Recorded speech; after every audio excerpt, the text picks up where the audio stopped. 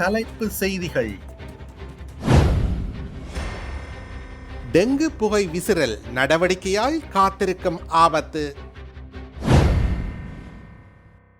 தெல்லிப்பளை ஆதார வைத்தியசாலையின் நிர்வாக பிரச்சனையை ஆராய விசேட குழு. சர்வதேச பிரகடனங்களை மீறிய இலங்கை, ஐநா விதியின் கீழ் சட்ட நடவடிக்கை. வெளிநாடுகளில் வசிக்கும் இலங்கையர்களுக்கு வாக்குரிமை.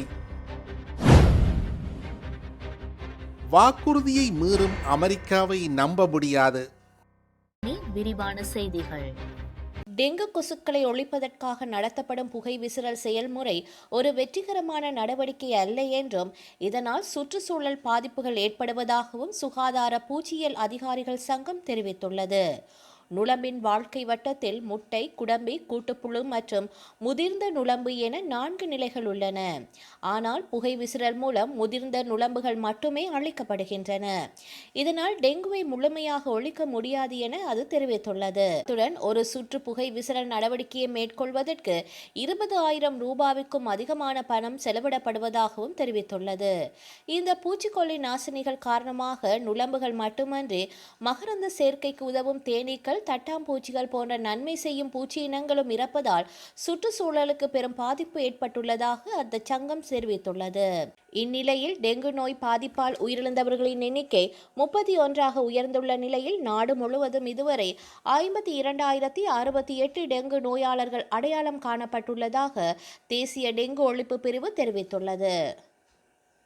யாழ்ப்பாணம் தெல்லிப்பளை ஆதார வைத்தியசாலையின் நிர்வாக செயற்பாடுகளை மிகவும் வினைத்திறனான முறையில் முன்னெடுப்பது மற்றும் அங்குள்ள குறைபாடுகளை தீர்ப்பது குறித்து ஆராய்வதற்காக சுகாதார அமைச்சின் மட்டத்தில் விசேட குழுவொன்று உடனடியாக நியமிக்கப்பட்டு தனியான ஆய்வுகள் மேற்கொள்ளப்படும் என்று சுகாதார மற்றும் வெகுஜன ஊடகத்துறை அமைச்சர் வைத்தியர் நலிந்த ஜெயதிச தெரிவித்துள்ளார். தெல்லிப்பளை ஆதார வைத்தியசாலைக்கு விசேட உத்தியோகபூர்வ விஜயம் ஒன்றை மேற்கொண்ட போதே அமைச்சர் இதனை தெரிவித்தார். வைத்தியசாலை வளாகத்திற்கு வருகை தந்த அமைச்சர் வைத்தியர் நலிந்த ஜெயதிச தெல்லிப்பளை ஆதார வைத்தியசாலையின் தற்போதைய நிர்வாக கட்டமைப்பு மற்றும் அதன் கீழ் இயங்கி வரும் பிராந்தியத்தின் முக்கிய பிரிவான புற்றுநோய் வைத்தியசாலையின் தற்போதைய நிலைமைகள் குறித்தும் நேரில் ஆராய்ந்தார். இதனைத் தொடர்ந்து வைத்தியசாலை நிர்வாகத்தினர், விசேட புற்றுநோய் மருத்துவ நிபுணர்கள் மற்றும் ஏனைய மருத்துவர்களுடன் அத்தியாவசிய தேவைகள், மருந்து பற்றாக்குறை மற்றும் உட்கட்டமைப்பு வசதிகள் குறித்து அமைச்சர் விரிவான கலந்துரையாடலில் ஈடுபட்டார்.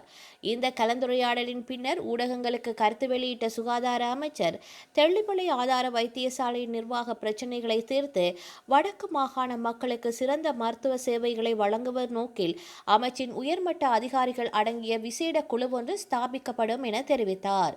அத்துடன் வைத்தியசாலை வளாகத்தில் தற்போது பாதியிலேயே உள்ள கட்டுமான பணிகள் தடைப்பட்டு போயுள்ள 3 மாடி கட்டிடத்தின் எஞ்சிய பணிகள் அனைத்தும் எதிர்வரும் காலப்பகுதியில் அமைச்சின் விசேட நிதி ஒதுக்கீட்டின் கீழ் முழுமையாக பூர்த்தி செய்யப்பட்டு மக்கள் பயன்பாட்டுக்கு கையளிக்கப்படும் என்றும் அமைச்சர் இதன்போது வாக்குறுதி அளித்தார்.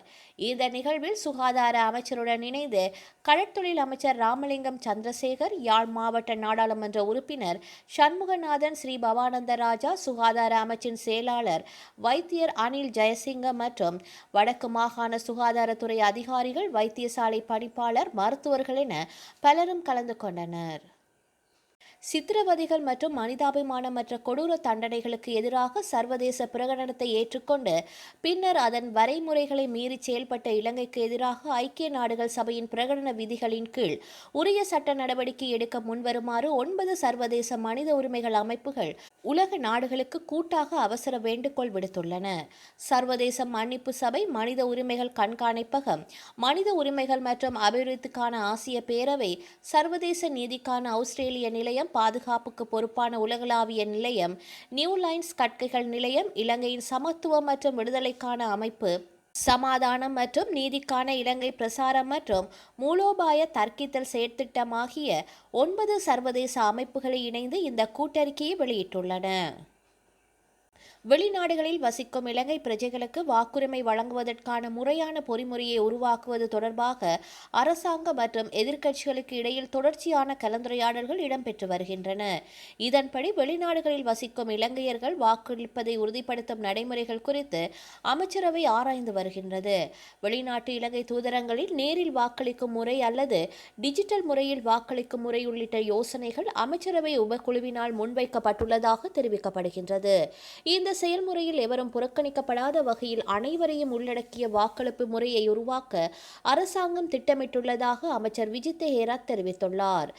இதனுடன் மாகாண சபை தேர்தலை நடத்துவது தொடர்பாக ஆராய்வதற்காக நியமிக்கப்பட்டுள்ள நாடாளுமன்ற தெரிவுக்குழுவும் தொடர்ந்து ஆலோசனைகளை மேற்கொண்டு வருகின்றது. எனினும் தேர்தலை நடத்துவதற்கான சட்ட ரீதியான தெளிவின்மை காரணமாக இவ்வாண்டுக்குள் மாகாண சபை தேர்தலை நடத்துவதில் சிக்கல் நிலவுவதாக எதிர்க்கட்சிகள் குற்றம் சாட்டுகின்றன.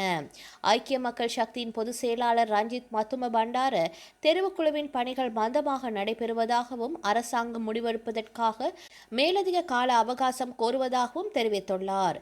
மேலும் பழைய விகிதாசார தேர்தல் முறைமையின் கீழ் மாகாண சபை தேர்தலை நடத்துவதுடன் பெண்கள் மற்றும் இளைஞர்களுக்கான போதிய பிரதிநிதித்துவத்தை உறுதிப்படுத்த வேண்டும் என எதிர்க்கட்சிகள் வலியுறுத்தியுள்ளன. இவ்விடயங்கள் தொடர்பாக அடுத்த கட்ட நாடாளுமன்ற தெரிவுக்குழு கூட்டம் எதிர்வரும் ஜூலை மாதம் 10ஆம் தேதி நடைபெற உள்ளது.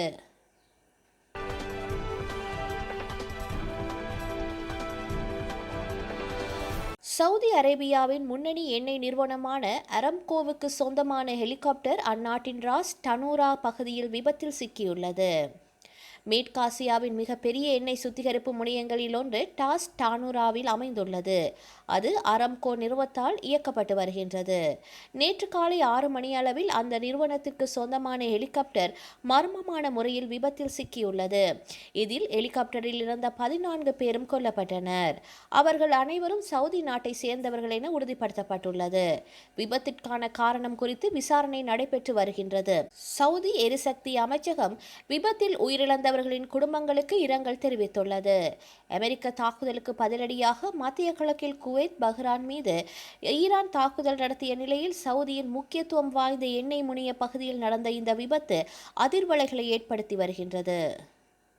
கடந்த வாரம் எட்டப்பட்ட ஈரான் அமெரிக்க புரிந்துணர்வு சீர்குலைந்த ஒரே வாரத்தில் மீண்டும் மோதல் வெடித்துள்ளது. வணிக கப்பல் ஒன்றை ஈரான் தாக்கியதாக கூறி அமெரிக்கா அந்நாட்டு இராணுவ உட்கட்டமைப்பு மீது தாக்குதல் நடத்தியது. பதிலடியாக பஹ்ரைன், குவைத் அமெரிக்க தளங்களை குறிவைத்து ஈரான் தாக்குதல் நடத்தியது.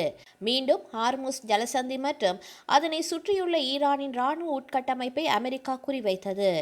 ஈரானின் ஏவுகணை மற்றும் ட்ரோன் சேமிப்பு கிடங்குகள் மற்றும் அவர்களின் கடலோர ரேடார் தளங்கள் மீது அமெரிக்க போர் விமானங்கள் குண்டுமழை பொழிந்தன.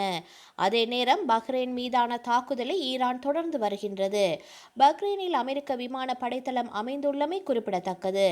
அமெரிக்கா மீண்டும் தாக்கினால் சுவிட்சர்லாந்தில் நிரந்தர போர் நிறுத்தம் எட்டுவதற்காக நடைபெற்று வரும் பேச்சுவார்த்தையிலிருந்து நிரந்தரமாக வெளியேற வேண்டியிருக்கும் என ஈரான் எச்சரித்துள்ளது. இந்த சூழலில் அமெரிக்க அதிபர் ட்ரம்ப் ஈரானுக்கு கடும் மிரட்டல் ஒன்றை விடுத்துள்ளார்.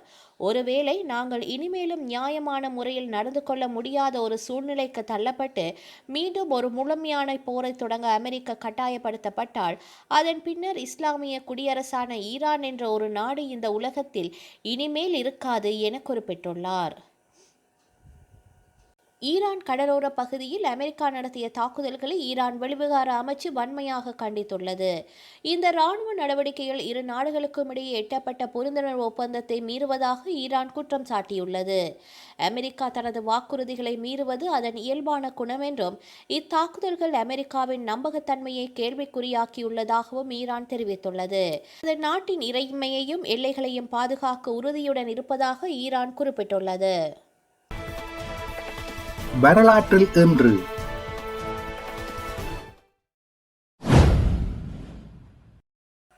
1995 அட்லாண்டிக் விண்ணோட்டம் ரஷ்ய விண்வெளி நிலையம் மீருடன் முதல் தடவையாக இணைந்தது. 1995 தென்கொரியாவின் சியோல் நகரில் பல்பொருள் அங்காடி ஒன்று இடிந்து வீழ்ந்ததில் 501 பேர் உயிரிழந்தனர். 937 பேர் காயமடைந்தனர். 2006 குவாண்டானமோ விரிகுடா தடுப்பு முகாம் கைதிகளை இராணுவ நீதிமன்றத்தில் விசாரணை செய்ய அமெரிக்க ஜனாதிபதி ஜார்ஜ் வார்கல் புஷ் எடுத்த முடிவை ஐக்கிய அமெரிக்க உச்ச நீதிமன்றம் தடை செய்தது. 2007 ஆப்பிள் நிறுவனம் தனது முதலாவது ஐபோன் கைத்தொலைபேசியை அறிமுகப்படுத்தியது. செய்திகளை உடனுக்குடன் தெரிந்து கொள்ள உடனே சப்ஸ்கிரைப் செய்து பெல் பட்டனை கிளிக் பண்ணவும்.